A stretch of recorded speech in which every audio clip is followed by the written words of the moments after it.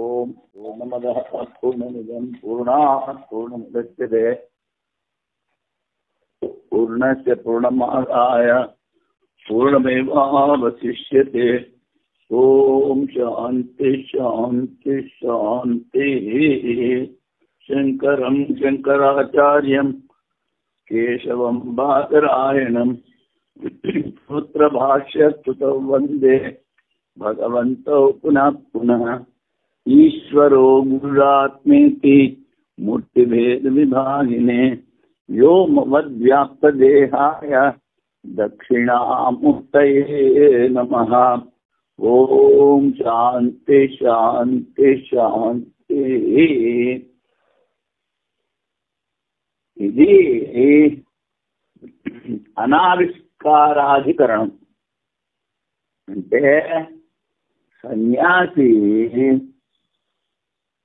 తనలో ఉన్న గుణాన్ని వ్యక్తం చేయకూడదు.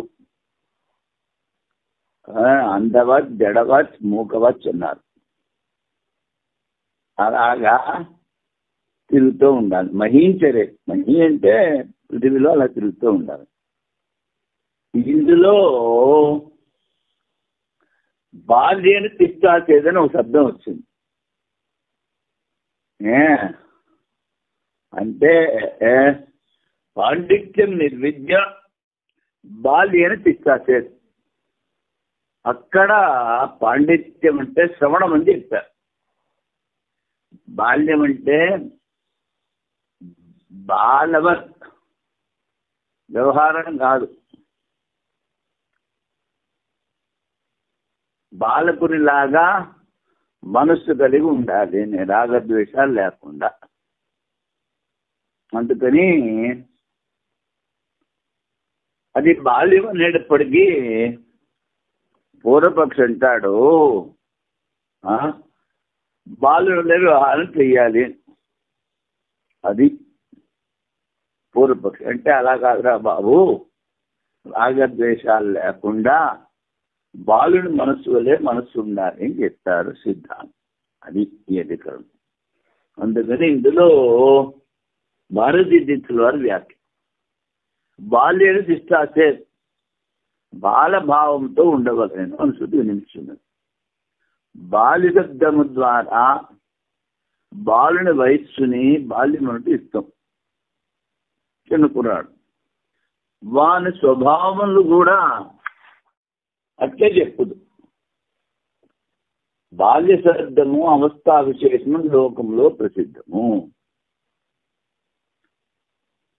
అవస్థ యొక్క విధానం కాదాలదు అయినా బాలకుని యథేష్ట ప్రవృత్తిని గ్రహించట్లో హాని లేదు.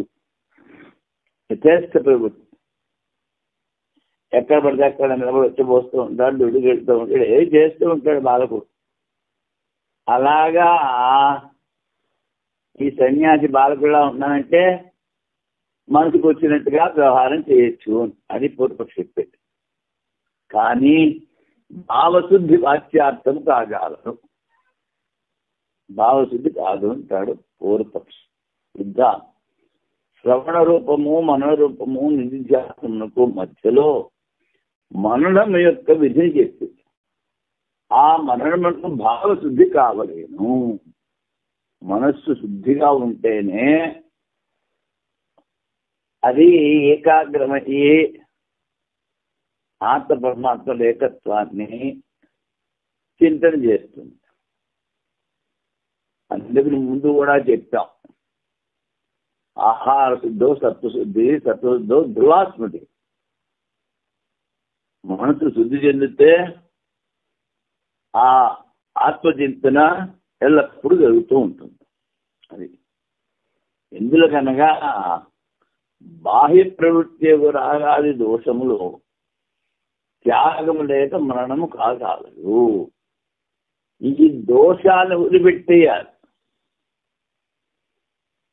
ఆ దోషాలు వదిలిపెడితే కానీ మరణం అవ్వదు.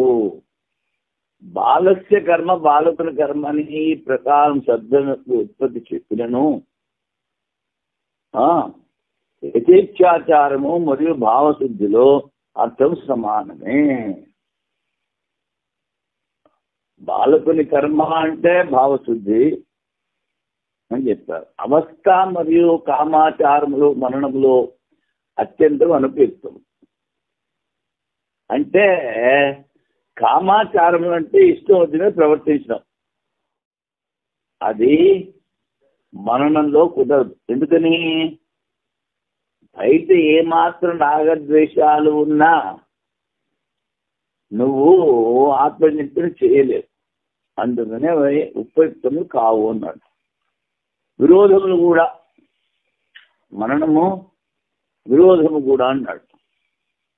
కారణం ఏమనగా మూర్ఖత్వము మరియు బాహ్య ప్రవృత్తి గల మనస్సు.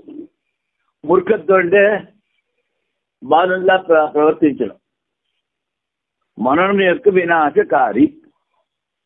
అందువలన భావశుద్ధియే బాల్య శబ్దములకు అర్థము. ఇతర రెండు శబ్దముల అవస్థ మరియు కామాచారములు కావు. ఇతర రెండు అంటే యవనం, తర్వాత వృద్ధాప్యం, అవస్థలు కాదు, కామాచారములు కావు. కామాచారం అంటే శ్రేష్టాచరణం. అనావిష్కుర్వన్ అన్వయాత్, అది సూత్రం. అంటే తనలో ఉన్న గుణాలు సన్యాసి ప్రకటన చేయకూడదు. అనావిష్కుర్వన్, అందుకని అదే అర్థం ఇక్కడ. బాలకుని వలె తన జ్ఞానమును వైరాగ్యమును పరులకు వెల్లడించకుండా కేవలం శుద్ధభావంతో ఉండవలేను. నాకింత జ్ఞానం ఉంది, నేను ఇంత వైరాగ్యవంతుడిని, ఇలాంటివి చెప్పుకోకూడదు. తన డబ్బా తను వాయించుకోకూడదు. అవ్యక్తి లింగో అవ్యక్తాచార, జ్ఞానికు వాడు తనకు గల గుణ విశేషములను మరుగుపరుచుకుని లోకమున అజ్ఞాత భాషం చేయవలను. ఏమి తెలిసిన వాళ్ళ కూర్చోవాలి. జ్ఞాని యొక్క చిహ్నములు కానీ ఆచారములు కానీ బయలుపడరాదు. ఎవ్వరికి తెలియకుండా సంచరించవలేను అనుశుద్ధి ద్వారా విధానం చేసి, అంత మాత్రమే ప్రధానంగా జ్ఞానాభ్యాసంలో అనుగతం. ఇలా ఉండడమే జ్ఞానాభ్యాసం, ఆత్మనిత్యం జరుగుతూ ఉంటుంది అని. తస్మాత్ బ్రాహ్మణ పాండిత్యం నిర్విద్య బాల్యేన తిష్టాసేత్. బ్రాహ్మణుడు వాడు, ఇక్కడ బ్రాహ్మణుడు అంటే బ్రహ్మజ్ఞానం కావాలనుకునేవాడు, లేకపోతే బ్రహ్మజ్ఞానాన్ని పొందినవాడు. రెండు అర్థాలు. బ్రాహ్మణుడు వాడు మొదట శాస్త్రార్థ జ్ఞానం, ఉపనిషత్తుల తాత్పర్యం యొక్క నిర్ణయం రూపం అర్థం, ఆత్మ పరమాత్మలు ఏకత్వం సంపాదించారు. దీనినే పాండిత్యం ఉంది. తరువాత ఆ జ్ఞానము దృఢపడుటకై బాలకుని వలె రాగద్వేషునికై ఉండవలేను. సంశయం, బాల్యశబ్దం ద్వారా బాలకుని వలె స్వేచ్ఛాచారమైన కర్మ విధానం గావించిరా లేక భావశుద్ధి. పూర్వపక్షి, నియమాభావం వలన యథేచ్ఛాచారం యొక్క విధానము వైవాక్యంలో స్వీకరించవలేను. పూర్వపక్షం. బాలకుండా ఎక్కడుంటే అక్కడ ఏంటి ఎలా వ్యవహరించాలి. అప్పుడు సిద్ధాంతం అంటున్నాడు, అవ్యక్త లింగో అవ్యక్తాచార అంధవ జడవచ్చాపి మూకవచ్చి మహించదే. జ్ఞాని వాడు తనకు గల గుణ విశేషను మరుగుపరుచుకొని వ్యక్తం చేయకూడదు. అవ్యక్తాచార, లోకమున అజ్ఞాతవాసం చేయడం, ఎవరికి తెలియకూడదు. జ్ఞాని యొక్క చిహ్నములు కానీ ఆచారములు కానీ బయటపడరాదు. ఎవ్వరికి నీ తెలియకుండా సంచరించవలేను. గుడ్డివాని వలె చూసి చూడనట్టు, మూఢుని వలె మూర్ఖుల్లారు. మూగవాని వలె సంచరించవలేను. ఈ స్మృతి ద్వారా జ్ఞానము, అధ్యయనము, ధార్మికత్వాదుల ద్వారా తన నిజ స్వభావము తెలియపరచకుండా శుద్ధ భావము గలవాడు ఉండవను. భావశుద్ధి. ఈ ప్రకారమైన భావశుద్ధిని విధిగా స్వీకరించి బాల్య తిష్టాసేత్ అన్నప్పుడు తిష్టాసేత్ అన్నది విధి. ఆ విధి ఏమిటి? భావశుద్ధి. సన్యాసులకు జ్ఞానాభ్యాసమే ప్రధాన కార్యము. అందువలన శుద్ధ భావ రూపంలో బాల్య శబ్దములకు అన్వయం అవ్వట వలన యథేచ్ఛాచరణము అర్థము గ్రహించలేదు. ఎందుకనగా శౌచాది ధర్మమును విధించి శాస్త్రమునకు విరోధము కలుగును. అంటే అంతఃశుద్ధి, బాహ్యశుద్ధి కూడా ఉండాలని చెప్పారు. ఎవరికి? సన్యాసి. అందుకని ఆ శుద్ధిని సంస్కృతంలో శౌచం అంట. శౌచాది ధర్మములు విధించిన శాస్త్రము విరోధము కలుగును. యథేచ్ఛాచారణం చేస్తే ఈ శుద్ధత ఇలాంటివి ఉండవు. అందుకని బాల్యం అంటే భావశుద్ధి. అందుకని ముందు కూడా చెప్తాం, వేమన గారు చెప్పారు, చిత్తశుద్ధి లేని శివపూజ లేరా అని. అది ఇప్పుడు ఐహికాధికరణం. ఐహికం అంటే ఈ లోకము. ఇప్పుడు ఇక్కడ ఐహికాధికరణం అంటే ఐహికం అంటే ఈ లోకం. ఈ లోకంలోనే నాకు జ్ఞానం కలగాలి అని సాధకుడు అనుకోవాలి. అది దాని గురించి చెప్తా. సన్యాసం నుండి బాల్య పర్యంతము సాధనము చెప్పిన తరువాత సన్యాసం, శ్రవణము, మననం అని చెప్పారు. వాణి ద్వారా ఫలసిద్ధి అయిన విద్యోత్పత్తి విచారమునకై, విద్య ఉత్పత్తి అంటే జ్ఞానం, జ్ఞానం అంటే మోక్షం. ఆశ్రయీభావము సంగతి. ఆశ్రయం అంటే కారణం, ఆశ్రయం అంటే కార్యం. మట్టి కారణం, కుండ కార్యం. అలాగే నువ్వులు కారణం, నూనె కార్యం. అలాగా సన్యాసము, శ్రవణము, ఈ బాల్యావస్థ, మరణము కారణం. అది ఏ కార్యం ఉత్పత్తి చేయాలి? జ్ఞానం, మోక్షం. అందుకని ఇది కార్యకారణ సంగతి. శ్రవణాదులలో విద్యా సాధనత్వ సిద్ధిపై ఈ అధికరణంలో విచారం చేయాలి. శ్రవణ మననాల ద్వారా విద్య ఉత్పత్తి, మోక్షము, జ్ఞానం. సంశయం, శ్రవణాదుల అనుష్ఠానము ద్వారా ఈ జన్మలోనే జ్ఞానం ఉత్పన్నమవునా లేక జన్మాంతరములోనా? అది సంశయం. పూర్వపక్షం, ఇహవమే విద్య జాయేత, ఇది మళ్ళీ విధి.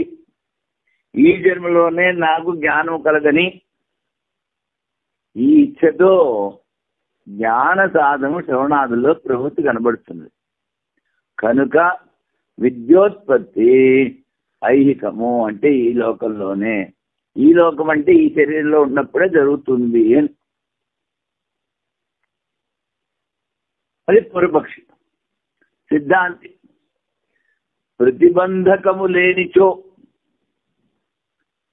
శ్రవణాదు అనుష్ఠానము ద్వారా ఈ జన్మలోనే జ్ఞానం ఉత్పన్నమవును. కానీ ప్రతిబంధమున్న జన్మాంతరములో జ్ఞానోత్పత్తి సంభవము. కాకపోతే శ్రవణాయాపి బహుభిర్యో నలభ్య. వింటూ ఉంటారు.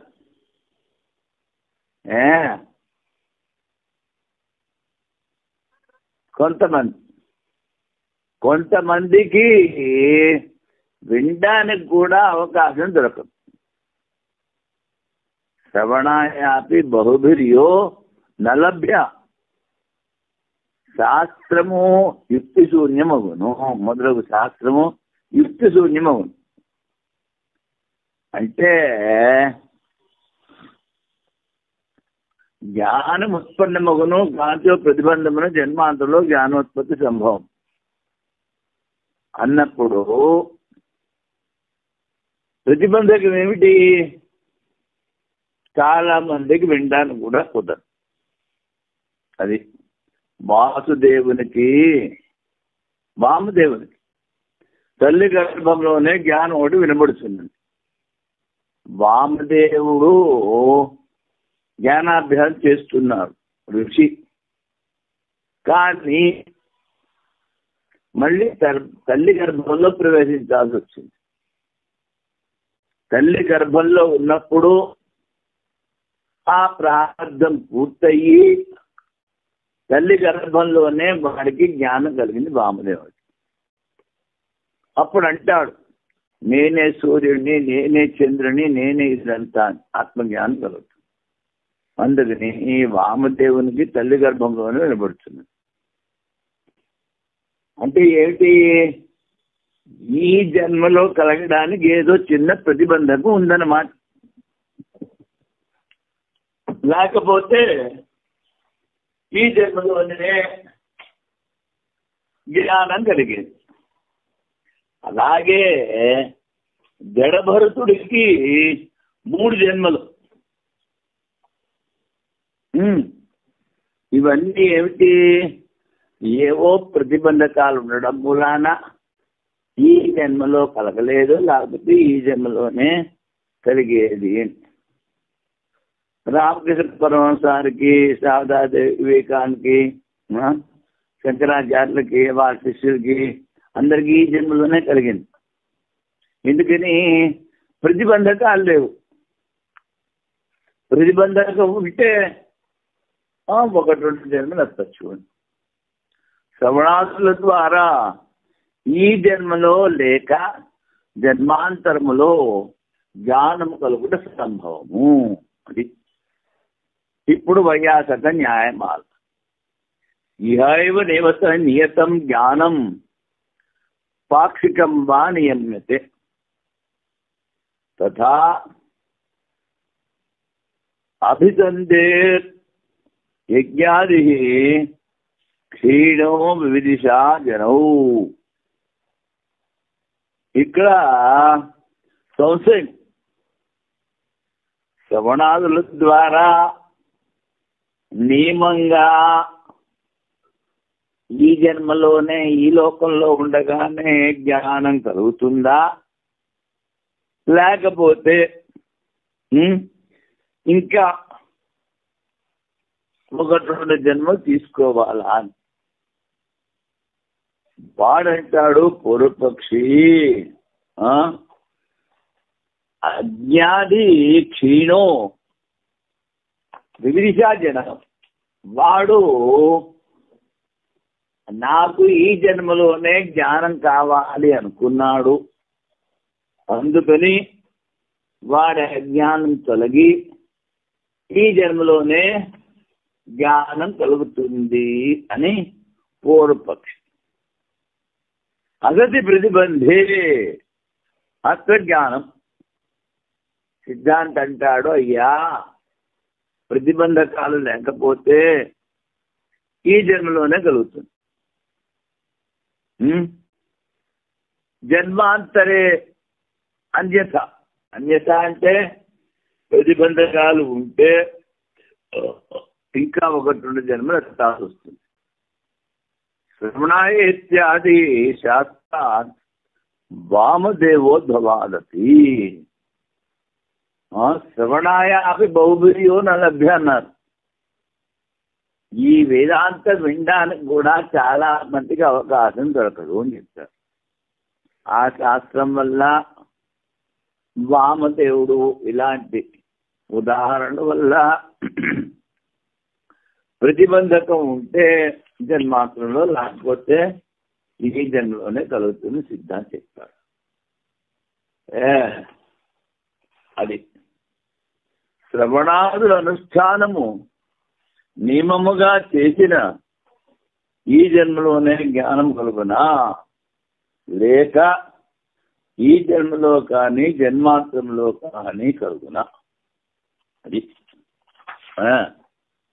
ఇది సంశయం.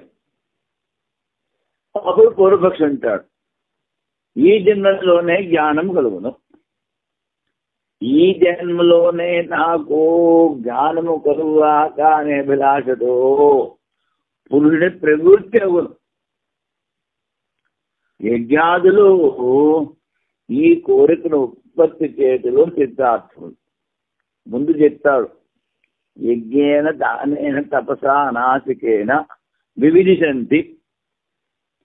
ఈ కర్మలు నిష్కామభావంతో చేసి తెలుసుకోవాలనుకుంటున్నారు, మోక్షానికి కావాలనుకుంటున్నారు. అందుకని వాళ్ళ కోరిక ఈ జన్మలోనే తీరుతుంది అంటారు.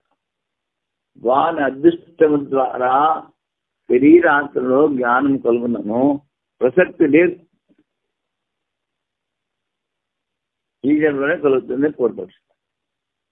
అప్పుడు సిద్ధాంతం అంటాడు, ప్రతిబంధము లేనిచో ఈ జన్మలోనే జ్ఞానం ఉత్పన్నము, ప్రతిబంధమున్నా జన్మాంతంలో జ్ఞానం ఉత్పత్తి కలుగునని గ్రహించవలేను. ఎందుకంటే శాస్త్రం శ్రవణాయాపి బహుబరియో అంటే శాస్త్రములు వామదేవ దృష్టాంతం కలదు కనుక వికల్పము. వికల్పం అంటే ఈ జన్మలోనే కలగచ్చు, ప్రతిబంధకం ఉంటే తర్వాత జన్మలో కలగచ్చు. ఇప్పుడు భారతీయ రీతిలో వారి వ్యాఖ్య, శ్రవణము మననము నిధిధ్యాసనము చేసినచో ఈ జన్మలోనే జ్ఞానం కలుగును అని నియమం కలదు అంటారు. ఈ జన్మలోనా లేక జన్మాంతంలోనా అని వికల్పం లేదు. ఇందులో కనగా శ్రవణాదుల్లో ప్రవృత్తి ఈ జన్మలోనే జ్ఞానం కలుగు. ఈ ప్రవృత్తి వల్ల ఈ జన్మలోనే నాకు జ్ఞానము కలుగాక అను కోరికతో పురుషుడు శ్రవణాదుల్లో ప్రవృత్తము అదృష్ట బలమునిచ్చు యజ్ఞాదులు స్వర్గాదులకు సాధనం. అటులనే జన్మాంతంలో జ్ఞానోత్పత్తి కలుగునని సందేహం కలిగిన అది సరికాదు. శ్రవణాదులకు పూర్వమే జ్ఞాన ప్రాప్తికి ఇచ్చను ఉత్పన్నము గావించి యజ్ఞాదులు శరీరార్థమైనందున ఈ జన్మలోనే జ్ఞానం ఆవశ్యకము కలుగును.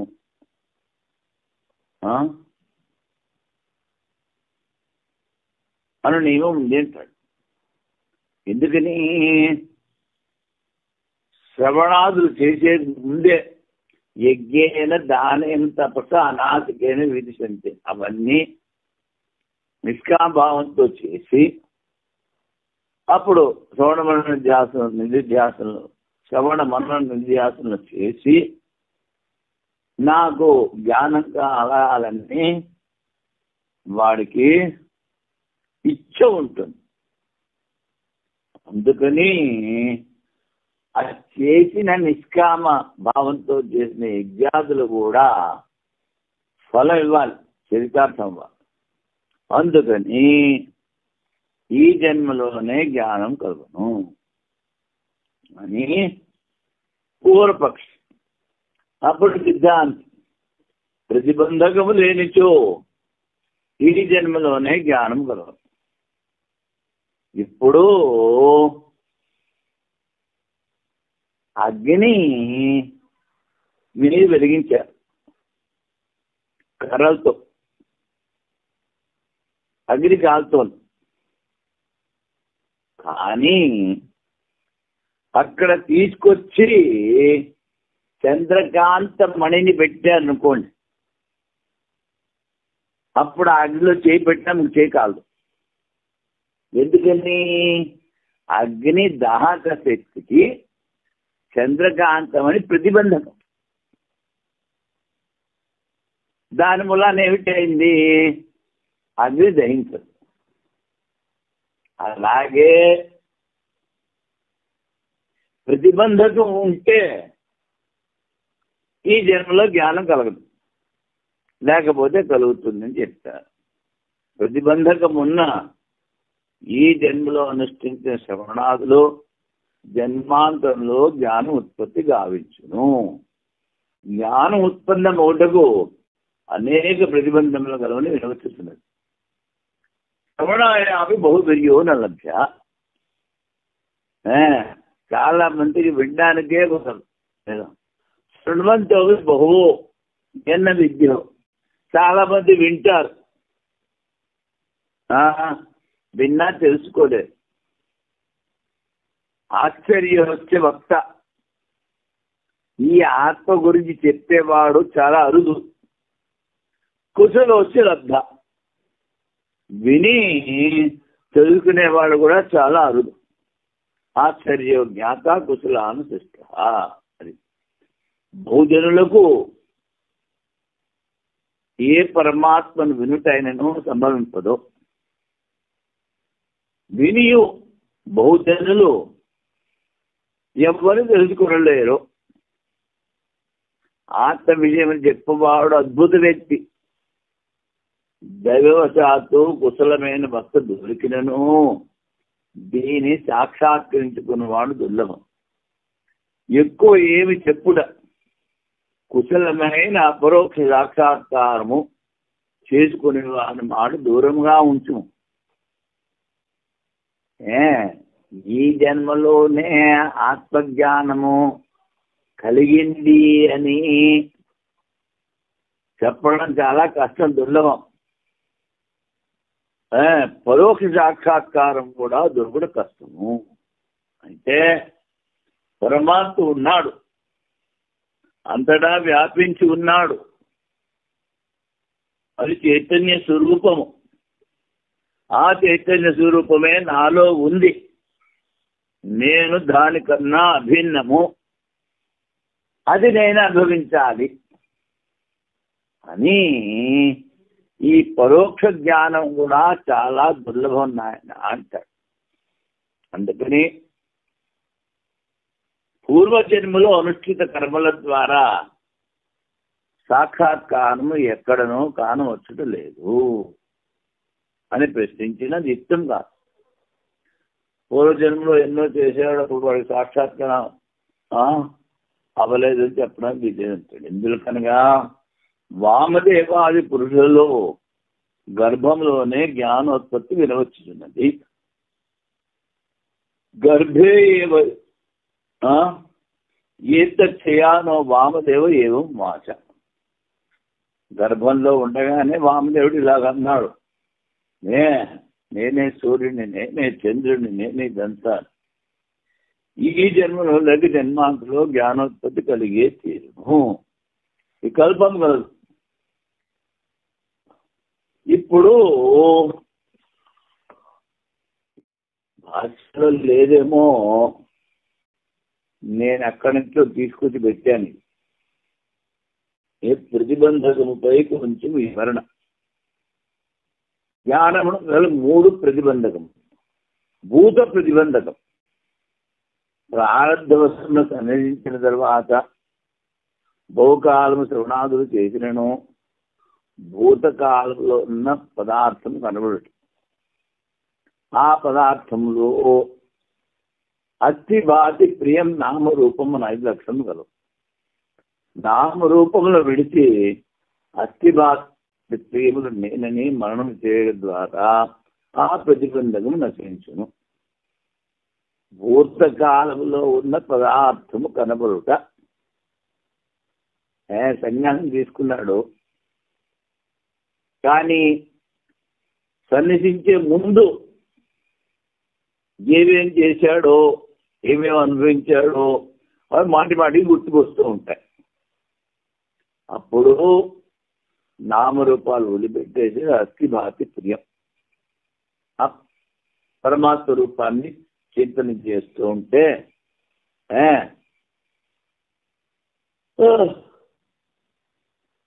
ఈ ప్రతిబంధకం తోలుతుంది. వర్తమాన ప్రతిబంధకం ఇది విషయాశక్తి లక్షణం. ప్రజ్ఞాబాంధ్యం, కుతర్కము, విపర్య దురాగ్రహము. విషయాశక్తి, విషయమునందు ఘోరముగా ఆసక్తి.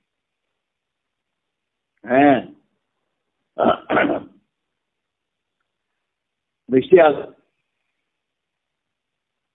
ప్రజ్ఞామాంద్యం, గురువు చెప్తూ ఉంటారు, వీడికి అర్థం కాదు. గురువు చెప్పిన వేదాంత మహావాక్యార్థమును బుద్ధి గ్రహించలేకపోవుట, అది ప్రజ్ఞామాంద్యం. కుతర్కము, గురువులు ఆరాధించిన వాక్యార్థమునకు విపరీతార్థం తోచు. మహావాక్యం ఇదిగా అర్థం అని చెప్తే దాన్ని విపరీతంగా అర్థం చేసుకుంటారు. విపరీత దురాగ్రహం, దేహేంద్రియాదులందు ఆత్మబుద్ధి కలుగుతుంది, అది విపరీతం. శ్రమ, ధర్మ, ఉపరతి, తితిక్ష, ఇది సంపద. సంపద చేత ఇంద్రియ నిగ్రహం, మనో నిగ్రహం, మనస్సుని విషయాల నుంచి వెనక్కి తీసుకురావడం, సుఖ దుఃఖాలని సహించడం, ఇవన్నీ ఉంటే ఆ విషయాశక్తి లక్షణము తగ్గుతుంది. ఒకటి ఇవన్నీ ఉండాలి, తర్వాత అనవర్త శ్రవణం వచ్చే సమాధమ ప్రతి దీక్ష చేత విషయాశక్తి పోతుంది. అనవర్త శ్రవణం వచ్చే బుద్ధిమాంద్యం, ఎల్లప్పుడూ వింటూ ఉంటే ఆ బుద్ధిమాంద్యం కూడా పోతుంది. మననం వల్ల కుతర్కం, నేను విపరీతార్థం. నిరుద్యాస విపరీత దురాగ్రహం తొలగును. అందుకని ముందు శమాధమ ఉపరతి, తర్వాత నిద్రపోయేంత వరకు చచ్చేంత వరకు శ్రవణం చేస్తూ ఉంటాం. ఆ చేసిన దాన్ని మననం చేయడం, ఈ రెండు బాగా అయిన తర్వాత ఇప్పుడు నిధిధ్యాసనం చేయడం. వీటి ద్వారా వర్తమాన ప్రతిబంధకం తొలుగుతుంది. ఆగామి ప్రతిబంధం ముందు వచ్చేది. సంచిత పాపకర్మ దయారూపముగా ఆసక్తిని గుర్తించింది. ఇప్పుడు సంచిత కర్మ ఉంది, అది జ్ఞానం అయితే నశిస్తుంది. ఇంకా జ్ఞానం కలగలేదు, దానికి ముందే దయారూపంగా ఆసక్తి. ఓహో, వాళ్ళకి ఇది చేయాలి, వీళ్ళకి ఇది చేయాలి, స్కూళ్ళు కట్టాలి, కాలేజీలు కట్టాలి, నిష్కామ కర్మ చెయ్యాలి అని ఏదో లోకానికి ఉపకారం చేసేస్తారనుకుని ఆ ఊళ్ళో దిగుతాడు. అదేమిటి? ఆసక్తి. అది భావి ప్రతిబంధకము నిరంగమనండి. అటు తెలుసుకున్నదేక ఆ ఆసక్తినన్నేమీ చేయునని తలంచినచో, నేను నిష్కాభావంతో చేస్తున్నాను, నాకు అహంకారం ఎక్కడా, అభిమానం ఎక్కడా, ఫలాకాంక్ష లేదు అని అన్నీ అనుకున్నాడు అనుకో, అప్పుడు వాని కొన్ని జన్మలు కలిగించును. అది దానికి తార్కాణము వామదేవునికి ఒక జన్మం, భరతునికి 3 జన్మలు. ఎందుకు దయ చూపించాడు లేడి మీద, కొట్టుకుపోయింది 3 జన్మలు. బంధత్రయము ఏ జన్మలో నివృత్తియో వానికి ఆ జన్మలోనే ముక్తి. అందుకని ఊరికనే నాకు ముక్తి కావాలనుకుంటే కుదరదు. ఈ ప్రతిబంధకాలన్నీ తీసేయాలి. మొదటిది ఆ సచిదానంద బ్రహ్మచింతనే చేస్తూ ఉండాలి. రెండోది ఇంద్రియ నిగ్రహము, మనో నిగ్రహము, మనస్సుని విషయాల నుంచి వెనక్కి తీసుకురావడము, సుఖ దుఃఖాలని మాట్లాడకుండా అనుభవిస్తూ ఉంటాం. తర్వాత శ్రవణ మనస్సులు ఎప్పుడు చేస్తూ ఉండడం. తర్వాత ఎవరికి దయ చూపించక్కర్లేదు. ఎందుకని వాళ్ళ కర్మ వాళ్ళు అనుభవిస్తున్నారు. ఆ కర్మ ఫలితాన్ని పరమాత్మ ఇస్తున్నాడు. మరి అటువంటిప్పుడు నువ్వేదో నేను పెద్ద పని చేసేసానని వాడికి దయ చూపించాల్సిన అవసరం లేదు ఎవరికి. అది ప్రతిబంధకం అవుతుంది. ఇప్పుడు ఈ విషయం చాలా మందికి తెలియదు. ఏది దయ, ఆహా వాడికి అది చేసేసాను ఇది చేసేసాను అనుకుంటుంటాడు అని అంధకారం అజ్ఞానం అనే ఊబిలో ఉండి ఇంకా కొన్ని జన్మలు ఎత్తుతారు. దీనికి మొన్న రామకృష్ణ మిషన్ వైస్ ప్రెసిడెంట్ యతీశ్వరానంద స్వామిజీ అని ఉండేవారు. వైస్ ప్రెసిడెంట్ బెంగళూరులో ఉండేవారు. ఆయన ఒక కథ చెప్పారు. ఏమిటి, ఒక పెద్ద మనిషి అంటే స్వామీజీ చాలా సేవలు చేశాడు. స్కూళ్ళు, కాలేజీలు, హాస్పిటల్లో ఎన్నెన్నో సేవలు చేశాడు. చేసిన 4 మూల ఆయన పేరు మారిపోయింది. సరే చచ్చిపోయి విష్ణులోకానికి పోయాడు. విష్ణులోకానికి పోతే అడిగాడు విష్ణు, అయ్యా నాకు మోక్షం కావాలి అని. నువ్వు ఏమి చేసావురా ఇంతవరకు అని అడిగాడు విష్ణు. నీకు తెలియదా నేను ఇన్ని సేవలు చేశాను అంటే, ఏం పర్వాలేదే ఇప్పుడు నీకు మోక్షం లేదు, మళ్ళీ వెళ్ళి ఆ పనులే చేసుకొని చెప్పాడు దేవుడు. బాగుందా? అందుకని ఈ దయ మరి వివేకానంద స్వామీజీ ఆత్మనో మోక్షార్థం జగద్విధాయకాన్ని ఎందుకు చెప్పారు?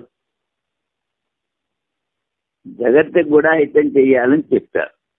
అంటే ఆయన చూసింది ఏమిటంటే, ఈ సాధకులందరూ తమస్సులో పడిపోయి ఉన్నారు. ఆ తమస్సు నుంచి రజోగుణానికి తీసుకురావాలి. అందుకని సేవలు చేయండి రా బాబు అని చెప్తారు. మరి సేవలు ఎలా చెయ్యాలి? నిష్కామభావంతో చెయ్యాలి. కానీ సేవలు చేసేటప్పుడు అహంకారం, అభిమానం వస్తాయి. దాంతో మళ్ళీ పట్టి కొడుతూ ఉంటారు. అది కనుక శాస్త్రంలో చెప్పిన దానికి, మహాపురుషులు చేసేదానికి ఎప్పుడూ వ్యతిరేకం ఉండదు. దాని అర్థం సమంగా తెలుసుకోవాలి అంతే. అది ఇప్పుడు తర్వాత సూత్రం, ఐహికమతి అప్రస్తుత ప్రతిబంధే తద్దర్శన. ఐహికం అంటే ఈ లోకంలోనే ముక్తి కలుగుతుంది, జ్ఞానం కలుగుతుంది. ఐహికమపి అప్రస్తుత ప్రతిబంధే. ప్రతిబంధం లేకపోతే జ్ఞానం కలుగుతుంది.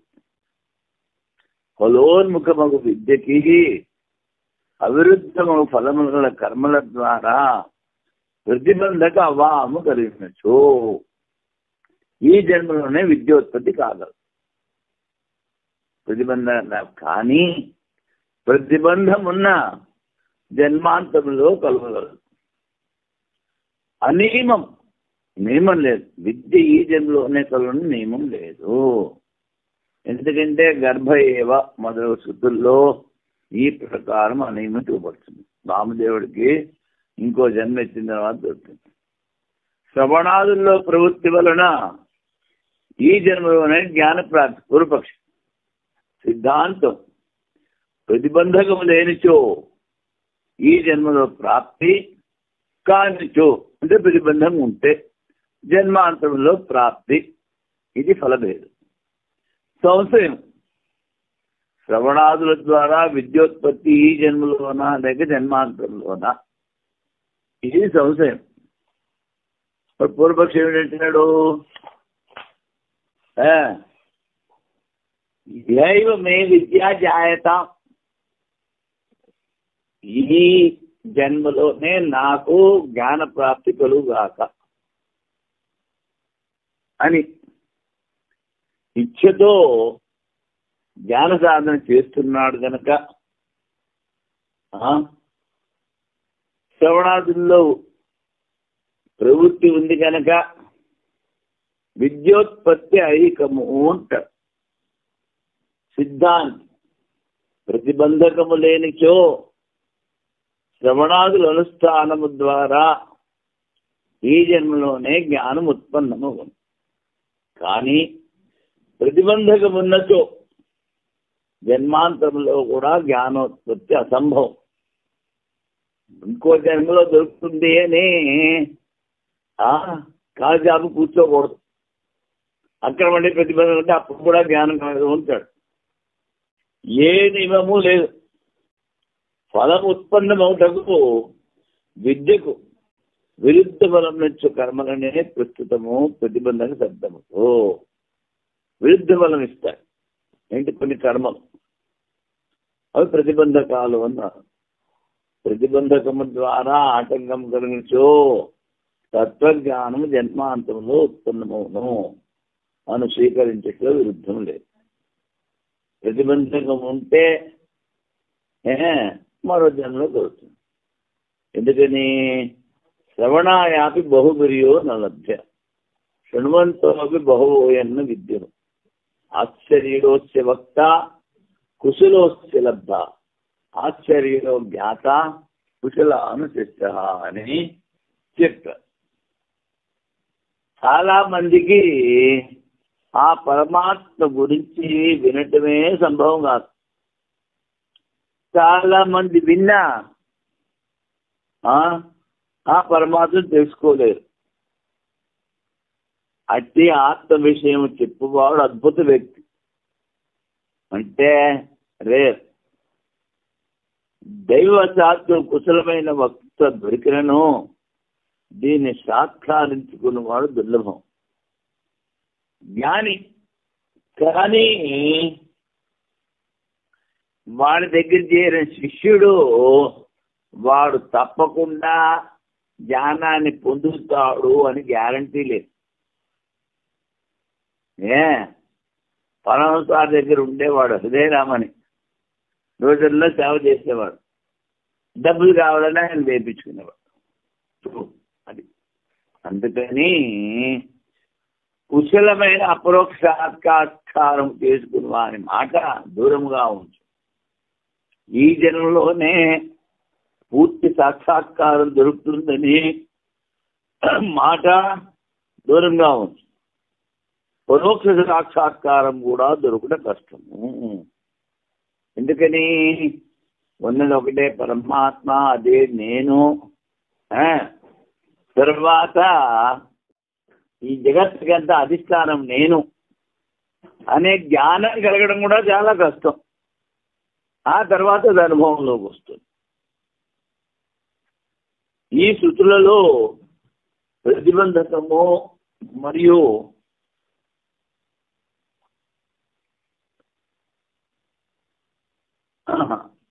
వారి అభావం ద్వారా చెప్పిన అనియమము ప్రత్యక్షమును. నియమం లేదు. ప్రతిబంధం అపేక్షించి విద్య యొక్క ఉత్పత్తి ఈ జన్మలో లేక జన్మాంతంలో ఉను.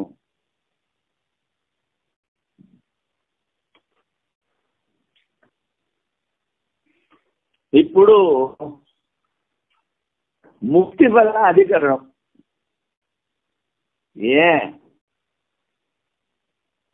ఎట్లు సాధనములో న్యూనాధిక భేదమున్నచో ఫలముకు విద్యలో కూడా న్యూనాధికము చూడబడుచున్నవో,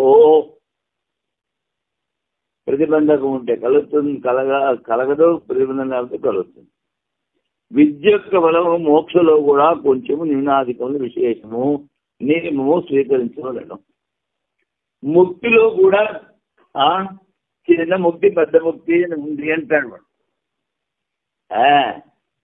ఈ అధికరణంలో జ్ఞాన సాధ్యము ముక్తిపై విచారం చేశారు.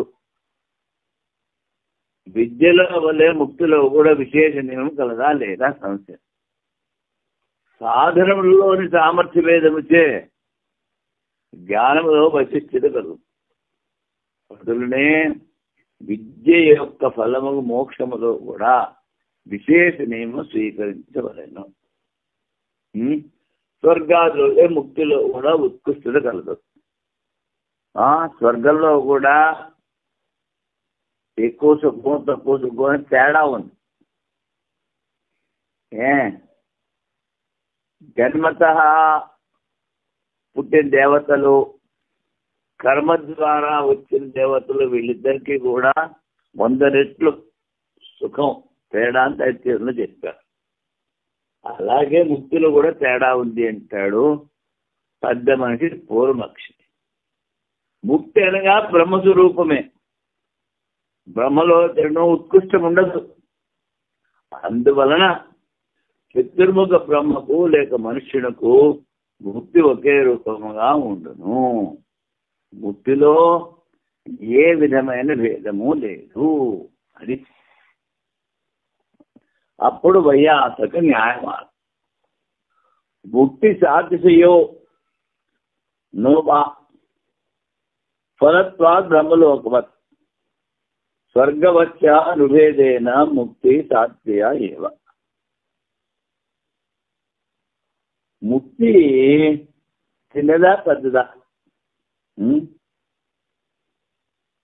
బ్రహ్మలోకంలాగా చిన్న ముక్తి పెద్ద ముక్తి అక్కడ సుఖం తేడా ఉంటుంది. అలాగంటాడు. స్వర్గవచ్చ నువ్వేదేన ముక్తి సాధ్య. స్వర్గంలో కూడా ఎక్కువ సుఖం చిన్న సుఖం ఉంటుంది అంటాడు ఎవడు? పూర్వపక్షి.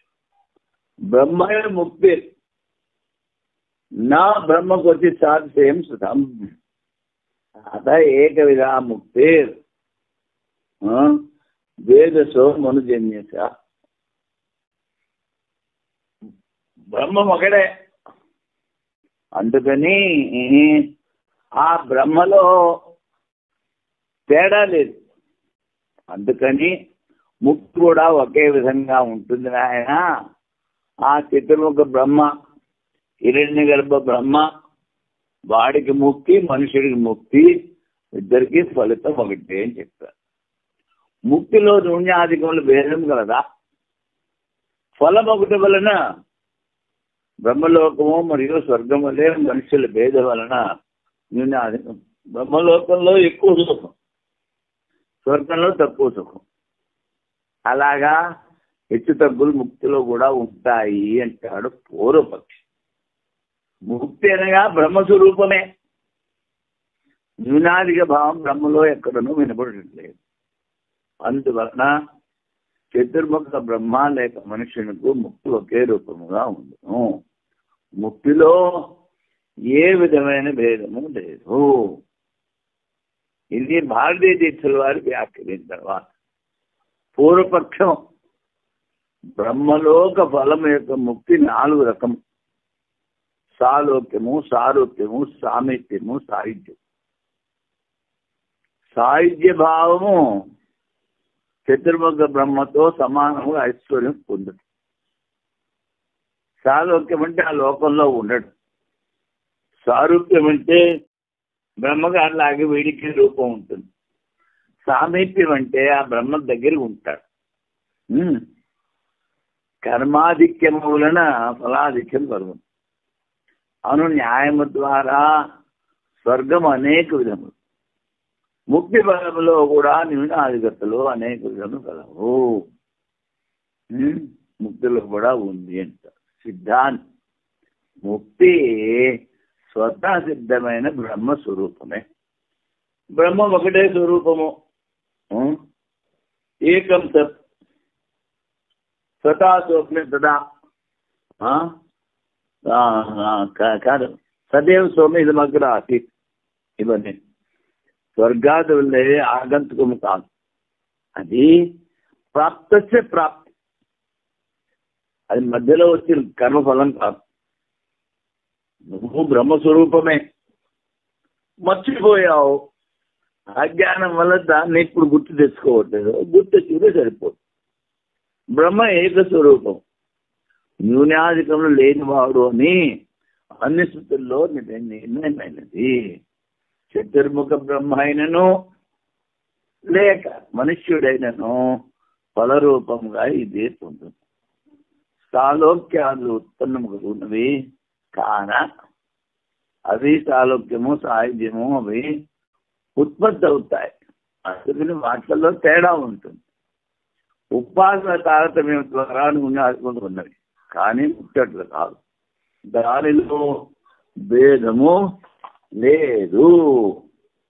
ఏవం ముక్తి ఫలానీమ తదవస్థావద్ధతే తదవస్థావద్ధతే. ముక్తి ఫలంలో ఏవి నియమం లేదంటారు ఎవడు? సిద్ధాంతం. ఎందుకని? తదవస్థావద్ధతే, ఆ బ్రహ్మస్వరూపం ఒకటే. బ్రహ్మ సాక్షాత్కారం వల్లే ముక్తి ఫలంలో కూడా తారతమ్యం లేదు. బ్రహ్మవేద బ్రహ్మే భవతి. బ్రహ్మను తెలుసుకున్నవాడు బ్రహ్మమే అవుతాడు అని చెప్తారు. సాక్షాత్కారం తర్వాత మోక్షావస్థ యొక్క నిశ్చయం కలదు. సూత్రంలో 2 సార్లు ఉచ్చరించిందంటే అది అధ్యాయ సమాప్తి. ఈ 3వ అధ్యాయం పూర్తవుతూ ఇక్కడ ముక్తి జ్ఞాన సాధ్యము పూర్వపక్షి. అప్పుడు సిద్ధాంతం నిత్య ప్రాప్తి. నువ్వు ముక్తుడివే, కానీ నేను శరీరము, నేను మనస్సు, ఇది నాదంతా అనుకుంటున్నావు కనుక ఎక్కడ తిరుగుతున్నావు అంతే. నిత్య ప్రాప్తమవుతున్న జ్ఞానం ద్వారా అభివ్యక్తి ప్రకాశించింది. ఉపాసనలే ముక్తిలో విశేష నియమం కలదా లేదా? ఉపాసనలాగా పెద్ద ఉపాసన చేస్తే పెద్ద భక్తులు, చిన్న ఉపాసన చేస్తే చిన్న భక్తులు. అలాగా తేడా ఉందా లేదా అంటాడు సంశయం. సాధన సామర్థ్యం యొక్క భేదం వలన ఉపాసనలే ముక్తిలో కూడా విశేష నియమం కలదు. అప్పుడు సిద్ధాంతం ఉపాసనల వలె ముక్తిలో విశేష నియమం లేదు. తదవస్థాదుతే అన్నారు. సర్వవేదాంతేషు ముక్త వ్యవస్థాయా సమాన రూపతయా అవధృతే. అన్ని వేదాల్లోనూ ఈ ముక్తావస్థ సమానంగా చెప్పారు. బ్రహ్మైవేదం అమృతం పురస్థా. ముందు కూడా ఇది అమరణ ధర్మం గల బ్రహ్మ. సవాయేష మహానది ఆత్మ. మహాన్ చాలా పెద్దది, వ్యాపకమైనది, అజన్మ ఈ ఆత్మ. అన్ని వేదాంత వాక్యములలో ముక్తి అవస్థను సమానంగా నిశ్చయం గావించాలని చూడబడుతుంది. ఒకటి, ఈ అమృత రూపము బ్రహ్మమే తూర్పు, పడమర, దక్షిణ, ఉత్తరం అన్ని వేస్తలా ఉన్నది. ఈ ఆత్మ నిశ్చయముగా గొప్పది, పుట్టుక లేనిది. అది ఉపాసన పొందే ముక్తి కూడా విశేషము ఉండలేనని మేము చెప్పిటివేను కదా అని వాడు పూర్వపక్ష అనినా సరిగా. మోక్షము నిత్యం ఒకటి వలన అది నిత్యప్పుడు ఉంది. జ్ఞానం ద్వారా అది అభివ్యక్తమవుతుంది. ఇప్పుడు అజ్ఞానం ఉంది, ఈ జ్ఞానం అజ్ఞానాన్ని తొలగించేస్తే ఆ ఉన్నది తెలుస్తుంది. దీపం వెలిగించి దాని మీద బొట్టు పెట్టామనుకో, ఆ దీపం వెలుగు కనిపించదు. ఆ బొట్టు తీసేస్తే వెలుగు కనిపిస్తుంది. అంటే ఏమిటి? వెలుగు ముందుంది, బుట్టాడ్డం అది అజ్ఞానం. అలా తెలుసుకోవాలి. అంటే ఏమిటి? ఉన్న జ్ఞానము అభివ్యక్తమవుతుంది. బ్రహ్మ విద్యలో భేదం లేనందున దాని ఫలంలో కూడా భేదం లేదని తెలుసుకున్నాం. కర్మలే ముక్తికి సాధనము, బ్రహ్మ విద్యలో భేదం లేదు. కర్మల్లో భేదం ఉంది, ఉపాసనలో భేదం ఉంది, బ్రహ్మ విద్యలో భేదం లేదు. సగుణ విద్యలో గుణముల ద్వారా భేదమునను మోక్ష వలనిచ్చు నిర్గుణ విద్యలో భేదం లేదు. నిర్గుణత్వం వలన అవస్థాదుతే అనే పదం యొక్క ఆవృత్తి అధ్యాయ సమాప్తిని సూచించుడు.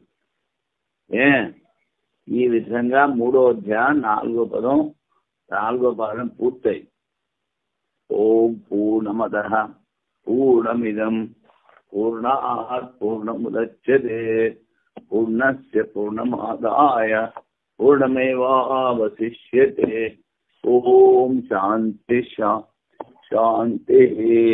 శంకరం శంకరాచార్యం కేశవం బాదరాయణ సూత్ర భాష్యకృతౌ వందే భగవంతౌ పునః పునః. ఈశ్వరో గురురాత్మేతి మూర్తిభేద విభాగినే వ్యోమవద్వ్యాప్తదేహాయ దక్షిణామూర్తయే నమః. ఓం శాంతి శాంతి.